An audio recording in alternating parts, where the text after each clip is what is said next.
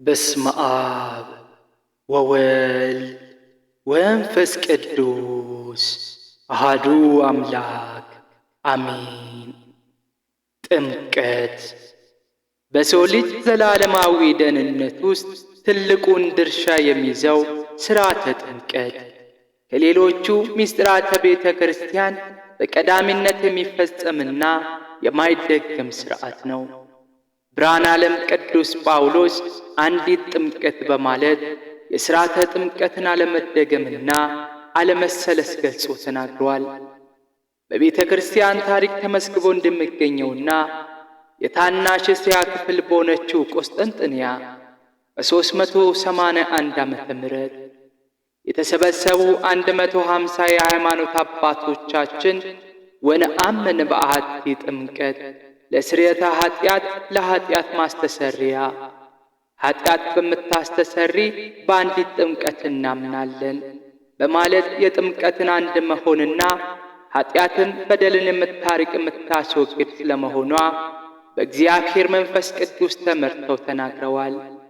ሃይማኖታቸውንም ገልጠዋል። ጥምቀት የሚለው ቃል ሲተረጎም ጥምቀት በቁሙ ማጥመቅ፣ መጠመቅ፣ አጠማመቅ፣ ጠመቃ የማጥመቅና የመጠመቅ ሥራ ሕጽበት በጥሩ ሁኔታ የሚፈጸም በማለት ተርጉመውታል። ምስጢረ ጥምቀትን የመሠረተው ጌታችን አምላካችንና መድኃኒታችን ኢየሱስ ክርስቶስ ነው። ጌታችን ሥርዓተ ጥምቀትን የመሠረተው በሦስት ዓይነት መንገዶች እንደሆነ መጽሐፍ ቅዱስ ይነግረናል። ሦስቱ መንገዶች የሚባሉትም ትምህርት፣ ትእዛዝና ተግባር ናቸው። ይኸውም ሊታወቅ በዮሐንስ ወንጌል ምዕራፍ 3 ቁጥር 5 ላይ እውነት እውነት እልሃለሁ ሰው ከውኃና ከመንፈስ ካልተወለደ በቀር ወደ እግዚአብሔር መንግሥት ሊገባ አይችልም። ከሥጋ የተወለደ ሥጋ ነው፣ ከመንፈስም የተወለደ መንፈስ ነው። ዳግመኛ ልትወለዱ ያስፈልጋችኋል ስላልኩ አትደነቅ በማለት የአይሁድ አለቃ ለነበረው ለኒቆዲሞስ ጌታችን ያስተማረው ትምህርት ልብ ላለው ጥምቀት በጌታችን ትምህርት መመስረቷን ይረዳል። ጌታችን መድኃኒታችን ኢየሱስ ክርስቶስ በትእዛዝም ጭምር ጥምቀትን መስርቷል። ሐዋርያው ቅዱስ ማቴዎስ በወንጌሉ የጌታችን ትእዛዝ እንዲህ ያስነብበናል። እንግዲህ ሂዱና አሕዛብን ሁሉ በአብ በወልድ በመንፈስ ቅዱስ ስም እያጠመቃችኋቸው ያዘዝኳችሁን ሁሉ እንዲጠብቁ ያስተማራችኋቸው ደቀ መዛሙርት ያድርጓቸው። መምህረ ትሕትና የሆነው መድኃኒታችን ኢየሱስ ክርስቶስ የተግባር መምህር ነውና ተጠመቁ ብሎ ካስተማረውና ካዘዘው በተጨማሪ ሥርዓተ ጥምቀትን በተግባር ጭምር መስርቷል። በማቴዎስ ምዕራፍ 3 በማርቆስ ምዕራፍ 1 እና በሉቃስ ወንጌል ምዕራፍ 3 ላይ በስፋት እንደተመዘገበው ጌታችንና አምላካችን መድኃኒታችን ኢየሱስ ክርስቶስ ወደ ባሕረ ዮርዳኖስ ሄዶ ከባሕርያው ከዮሐንስ እጅ ሥርዓተ ጥምቀትን ፈጽሟል። በዚህ የትሕትናን አሰራር ፈጣሪያችን አሳይተዋል። የኢትዮጵያ ኦርቶዶክስ ተዋሕዶ ቤተ ክርስቲያን በበዓላት አከባበር ሥርዓት መሠረት በየዓመቱ ጥር 10 ቀን የከተራ ዕለት ታቦታተ ሕጉን ከመንበረ ክብራቸው በመነሳት ወደ ጥምቀተ ባሕሩ ይጓዛሉ። ይህም ጌታችን በኪደተ እግሩ የተመላለሰ ምድር እንደቀደሳት በማሰብና እርሱኑ አርያ በማድረግ ሀገሩን መንደሩን ለመቀደስና ለመባረክ የሚፈጸም ውደት ነው። ሥርዓተ ጥምቀት በአጋጣሚ ወይም በድንገት የተጀመረ የተመሠረተ አይደለም። በዘመነ ብሉይ በርካታ ምሳሌዎች የተመሰሉለት፣ በርካታ ነቢያት ትንቢት የተናገሩለት ነው እንጂ በነቢዩ ሕዝቅኤል እግዚአብሔር አምላካችን አድሮ ሲናገር ጥሩ ውኃንም እረጭባችኋለሁ እናንተም ትጠራላችሁ፣ ከርኩሰታችሁም ሁሉ ከጣዖቶቻችሁም ሁሉ አጠራችኋለሁ ብሏል። ከኃጢአት የሚያነጻ ከርኩሰት የሚቀድስ ለመንግሥተ ሰማያት የሚያዘጋጅ የሚያበቃ ጥሩ ውኃ ተብሎ የተገለጸ ጥምቀት መሆኑን ልብ ይለዋል። ሥርዓተ ጥምቀትን የመሠረተው ጌታችን መድኃኒታችን ኢየሱስ ክርስቶስ ለመሆኑ ባጭሩ ገለጽን። ጌታችን የተጠመቀው ለምንድን ነው የሚል ጥያቄ ቢነሳ ጌታችን እርሱ ባወቀ ጥምቀትን የፈጸመበት ዋነኛ ምክንያቶች እንደ ሊቃውንት አባቶቻችን አስተምሮ በሦስት መንገዶች ይታያል። እነዚህም አንደኛ፣ ምስጢረ ሥላሴን ሦስትነቱና አንድነቱን ምስጢር በተረዳ በታወቀና በጎላ ሁኔታ እንረዳ ዘንድ ጌታችን ተጠምቋል። በቅዱስ ወንጌላችንም በግልጽ እንደሚታየው አብ ወልድ መንፈስ ቅዱስ የስም የአካል ግብር ሦስትነት እንዳላቸው በጊዜ ጥምቀቱ ለክርስቶስ እንረዳለን። ይኸውም እግዚአብሔር አብ በሰማይ ሆኖ በእርሱ ደስ የሚለኝ የምወደው ልጄ ይሄ ነው በማለት እኔ በአካል እንዳለው ገልጸዋል። እግዚአብሔር ወልድም ከመቤታችን ከቅድስት ድንግል ማርያም በነሳው ሰውነት በአጭር ቁመት በጠባብ ደረት ተወስኖ በዮሐንስ እጅ በመጠመቅ እርሱም እንደ ባሕሪ አባቱ የራሱ እኔ በአካል እንዳለው ገልጾ አሳይቶናል። እግዚአብሔር መንፈስ ቅዱስም በርግብ አምሳል ሆኖ ከሰማይ በመውረድ ታይቷል። በዚህም መንፈስ ቅዱስ እንደ አብና ወልድ እኔ በአካል እንዳለው ተረድተናል። ስለሆነም ጌታችን ጥምቀትን የፈጸመው የሦስትነቱን ምስጢር ይገልጽልን ዘንድ ነው። ሁለተኛ፣ ለትምህርት ለትሕትናና ለአርአያነት ጌታችን ኢየሱስ ክርስቶስ ሥርዓተ ጥምቀትን የፈጸመው እንደኛ የሰው ልጆች የልጅነት ጸጋ ለማግኘት አይደለም። እርሱ አብን በመልክ የሚመስለው በባሕርይ የሚታከለው ተቀዳሚም ተከታይ የሌለው የአብ ባሕሪ ልጁ ነውና፣ እንዲሁም እንደ ንዑሰ ክርስቲያን ስርየት ኃጢአትንም ለማግኘት አይደለም።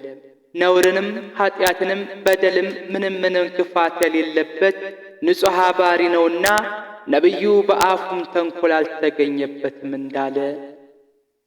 ነገር ግን በርዕሳችን እንደተገለጠው ጌታችን ሥርዓተ ጥምቀትን የፈጸመው ለትምህርት ለትሕትናና ለአርአያነት ነው። ንጉሠ ነገሥት ኢየሱስ ክርስቶስ ሕይወትን የሚሰጥ እርሱ እንደ ደካማ ሰው ወደ ባሕረ ዮርዳኖስ ሄዶ ዮሐንስ ዘንድ ሲጠመቅ ትሕትናን አስተምሮናል። ዮሐንስንም መጥታ አጥምቀኝ ሳይል ከዮሐንስ ዘንድ ሄዶ ተጠመቀ።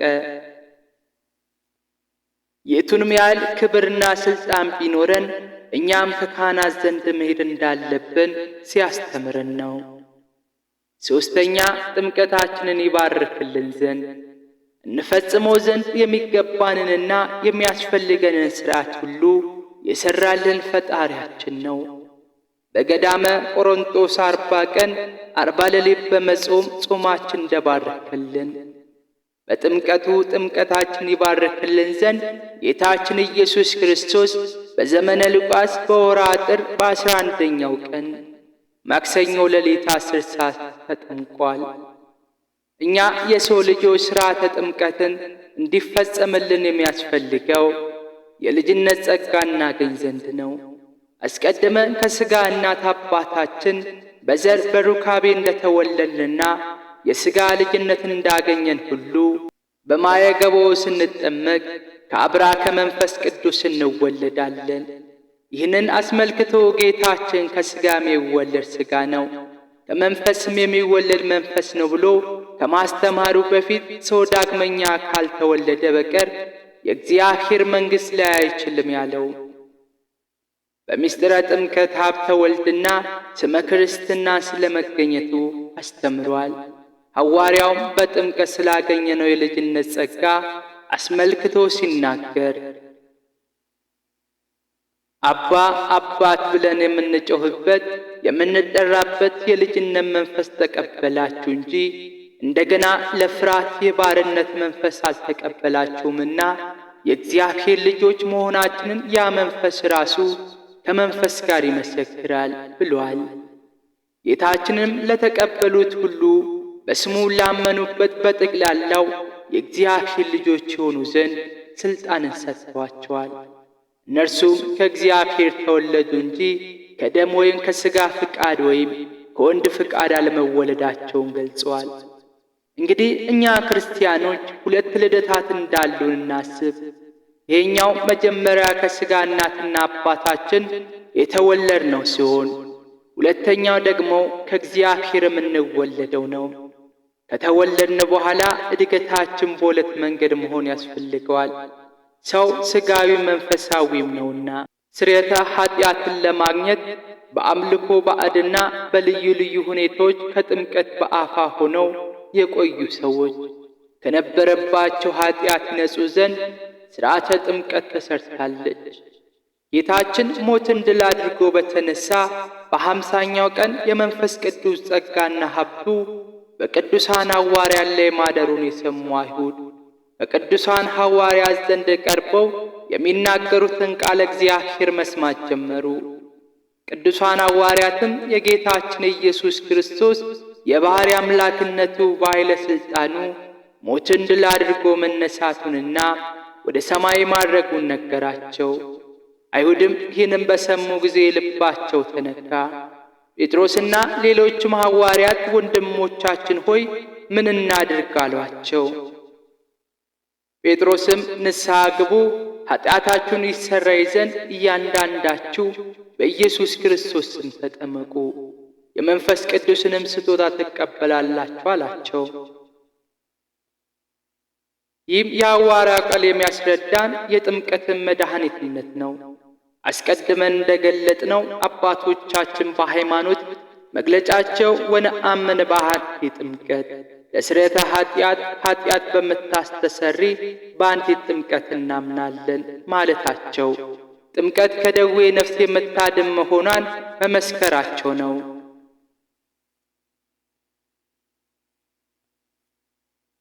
ዘላለማዊ ደህንነት።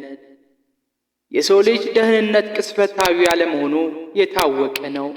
ይሁንና ደህንነት በርከፋችና ሌሎች ምስጢራተ ቤተ ክርስቲያን ለመፈጸም የሚያበቃ ምስጢረ ጥምቀት ነው። ጌታችን አምላካችንና መድኃኒታችን ኢየሱስ ክርስቶስ ለቅዱሳን ደቀ መዛሙርቱ በሰጣቸው ሐዋርያዊ መመሪያ ውስጥ ሁሩ ውስተ ኩሉ ዓለም ወስበኩ ወንጌል ለኩሉ ፍጥረት ዘአምን ወዘተጠምቀ ይድሃነ ወዘሰ የአምነ ይደየን። ወደ ዓለም ሂዱ፣ ወንጌልንም ለፍጥረት ሁሉ ስበኩ። ያመነ የተጠመቀ ይድናልና ያላመነ ግን ይፈረድበታል በማለት ተናግሯል። እንግዲህ በጥምቀት ያገኘነውን ጸጋ ክብር ሁላችን ልናስብ ያስፈልገናል። ይህንንም ክብራችን መጠበቅ ያሻናል። ፈጣሪያችን በዓሉን የበረከት የረድኤት ያርግልን። ወስብሐት ለእግዚአብሔር ወለወላዲቱ ድንግል ወለመስቀሉ ክብር አሜን።